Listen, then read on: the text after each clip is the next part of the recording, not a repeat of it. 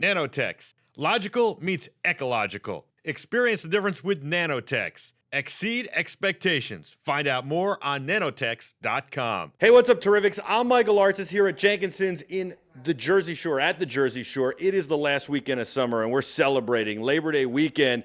Todd O'Neill is here, and Todd is performing. How you doing? Dude, great. The weather is awesome. The show's going to be great. The sound system is stellar. It's going to be fun. The first thing I noticed about you when you did your sound check is you just look like you're having fun. I am, man. Sound check is an opportunity for me to kind of spit out some old songs that I haven't done in a while, and I'm always kind of competing with the band members to see if they remember those songs, like, because we were in a cover band for a long time, and we've covered a lot of material, so it's always cool to reach back and dip into some of those old songs from the 60s and 70s that we used to cover. That's one of my favorite things to do. Today we did some Bad Company, and we haven't played that song in 8-9 years, man, so it's pretty fun. You guys were definitely having fun out there, and you're the 2016 NASH Next winner. Right. That kind of catapulted your career from what I've seen and been able to follow. And I mean, before that, it took you 15 years really to get to that point. Absolutely, man. I've been doing this now for 17 years, and like I said, we were in a cover band for so long, and just touring around South Louisiana and Mississippi, maybe in Texas, and the Nash Next brought us to the table, man. It brought us to the game, and we're out there hitting the road. I was in Boston last week, New York last night, and I headed down to New Orleans this weekend for another Labor Day weekend gig, and then back up to Nashville, and then we go to Omaha. I mean, we're just all over the place, and we're getting to do shows with all these major acts like Jake Owen and Rascal Flatts, and today with Scotty and the Thousand Horses, and I could just go on and on, but it's a whirlwind experience, man. It really is. It's a lot of fun, and it's very rewarding. Like you said, 15 years to get to this spot, and I couldn't thank the guys from Nash FM and Cumulus enough, really. I know that you're a guy who doesn't really get nervous, but that day before you won, or when you were going to find out if you won or not, you probably got a little bit nervous, and especially because you knew what was on the line and you had worked so hard, and this is a dream come true, I would imagine. Right, absolutely. I think I have a good way of hiding it,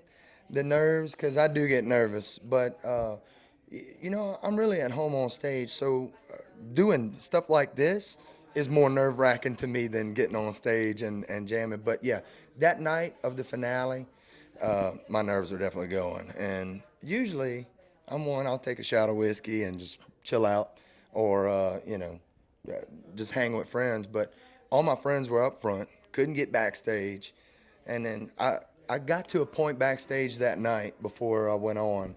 I found myself on a couch doing breathing exercises, kind of almost meditation style mode. And for the first time ever? Yes, yeah. First time ever. That was the most nervous I've ever been, I guess. Well, I think it's because you knew what was on the line. You knew how hard you'd work for it and how badly you wanted it, certainly. Now, you've got Love Again. It's out on iTunes. It's your newest single.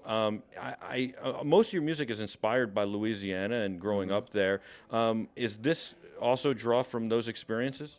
Love Again is actually a way different turn musically for me. It's just, I love good music. I don't discriminate at all. I like country.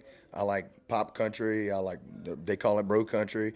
I like soul and classic rock. I like good music. I diversify, I guess you'd say. But Brett Young, Kerry Barlow, and Jesse Frazier were the writers on this song. And Jay DeMarcus and I were sitting in Big Machine and listening to songs, and we heard this song, and we had to have it. Really cool story about this song, man.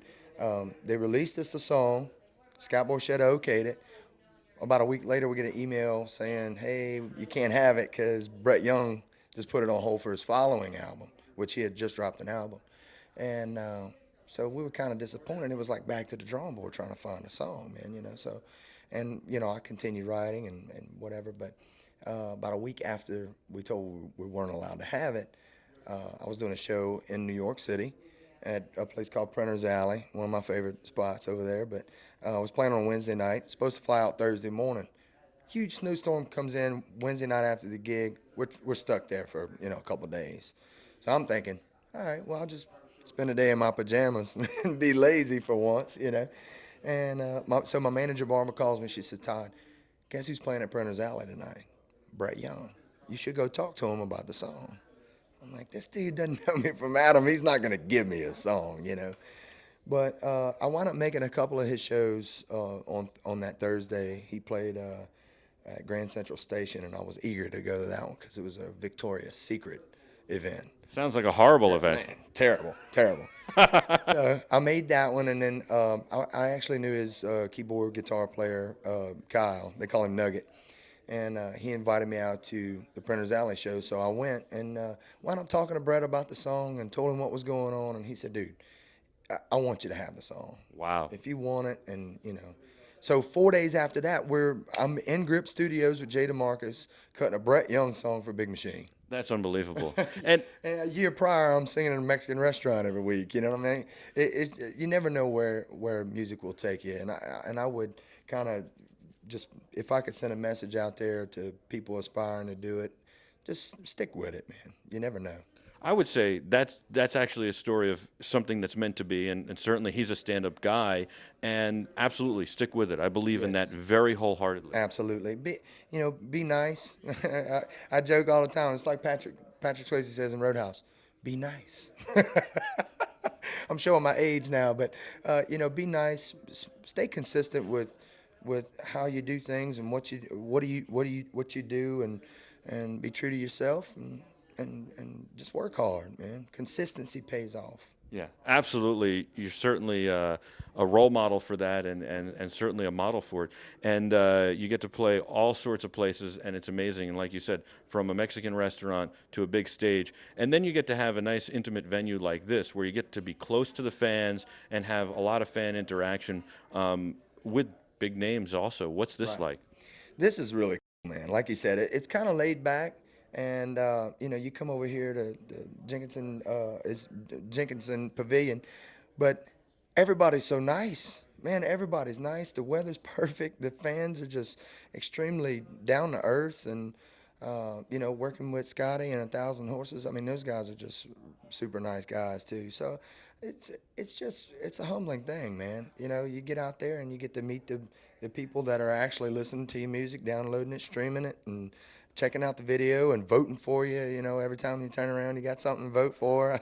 We were on CMT in the 12-pack, and we actually got to number 2 with our video, our music video, and that was really nice, man. Well, it's an amazing story to follow, and you're doing great. Congratulations. Thanks, Todd O'Neill. Can't wait to see you perform here, and of course, check out his new single, Love Again. It's on iTunes and where you can find music everywhere, as well as on NASH FM on the radio. I'm Michael Artsis. You're the Terrifics. At BeTerrific TV on all social media. Until next time, be terrific.